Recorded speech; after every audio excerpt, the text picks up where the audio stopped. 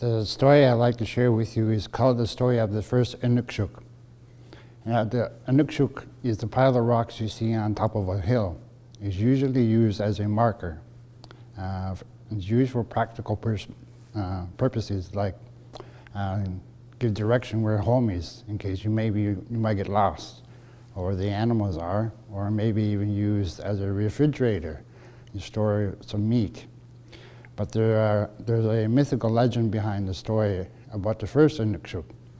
The story goes, a long time ago, there were a group of Inuit who needed seal for different purposes. Skin for the clothes, the meat for them and the dogs to eat, and maybe the bones used for tools. And they knew where to go, so a group of hunters agreed to go to this place, but when they got there were hardly any seals there. So as a rule of thumb, they didn't want to over-deplete the population. They agreed that maybe they would get some seals, and some would go back to their community and people, and others would go further to find more seals. And there was another hunter who said, I know where there's more, but we need to go further. And so they agreed. Some people went home, and others went ahead. And they went so far, they were gone so long, that they met another group of Inuit. And one of the people that they met in the story is a young, beautiful woman, and her name was Nochasak. And the head hunter began to take particular attention to her or interest for her. And they became acquainted and eventually started a relationship. And they stayed together so long, they liked each other, and after a while they wanted to get married. But they knew that they would have to get the consent of both sides of the parents. And the wife-to-be, I guess, went to her parents and said, I trust this man, I believe he's a good man, he has a good heart, he's honest, he's a very good man, and we would like to have children someday down the road. And the parents said, we're very happy for you.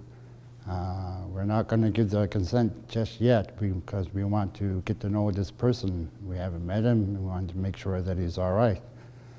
And the other hunters, when they heard this, they went to the parents and said, this man is a good man, he's reliable, he doesn't want to hurt anybody, he wants to keep people together, he wants both sides of the people, families to be united, become friends.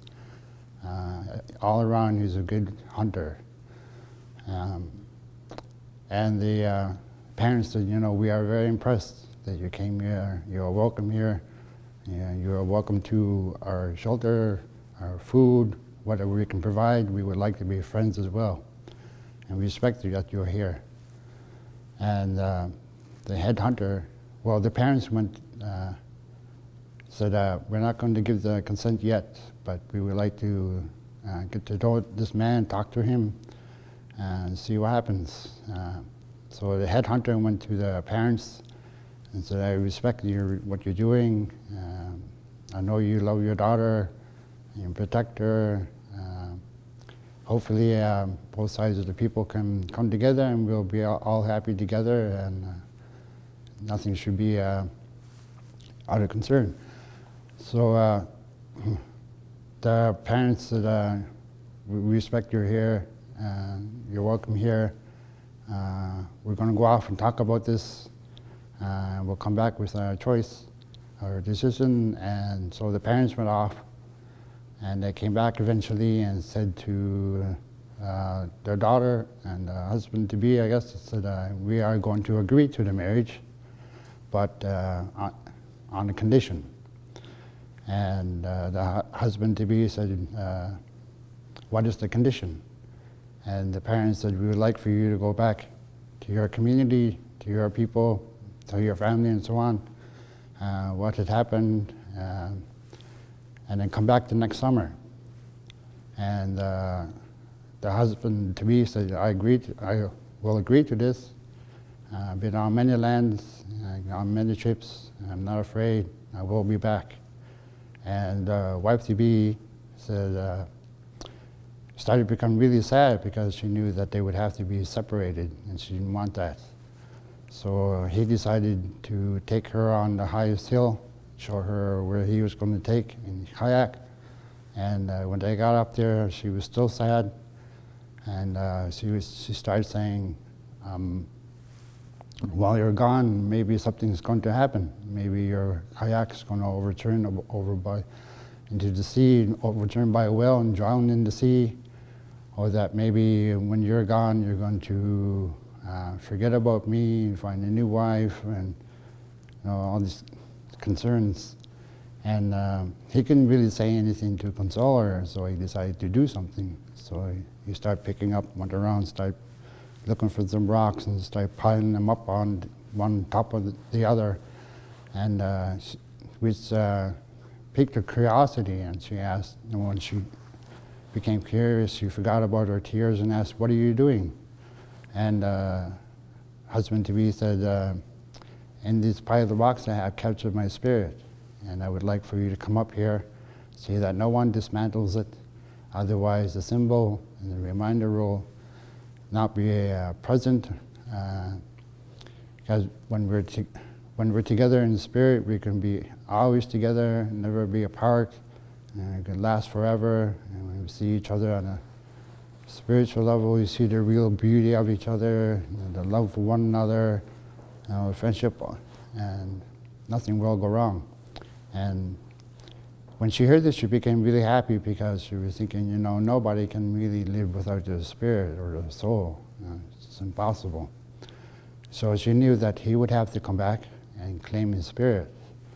And when he saw that she was okay now and happy, he decided to go. And while he was gone, the wife-to-be went up through these pile of rocks and communed with the rocks, the Inukshuk, and connected on a spiritual level. Started thinking of future ahead, maybe what they're going to do, and maybe think of names for their babies and so on. And all made her very happy. And she did this by herself because she didn't want people to see her going up to these pile of rocks and talking to her, thinking maybe she's not all there or she's crazy. But anyway, she did this every day for a year, and after a year, she saw something unusual in the distance and saw that it was not only her husband-to-be, he had also brought his whole family. And when she realized this, she was obviously very excited and very happy, and started running down the hill to meet him and the others. And both sides later of the family met, and they had a joyous occasion that evening. They had a traditional festival that evening where all the people from the community gathered, had a celebration, created a big igloo, start playing Inuit games, start doing some Inuit drumming, throat singing, and a big feast. And everybody was really happy. And the couple decided they're going to go to their parents and tell them about what they've been doing, what they had created about this Inukshuk. And when the parents heard this, and both sides of the people heard this, they said, we would like for you to tell your children and your children's children and so on, that whenever you see an Inukshuk, you want to respect it because it reminds us of our spirit. So that's the story. Thank you. Nakamik.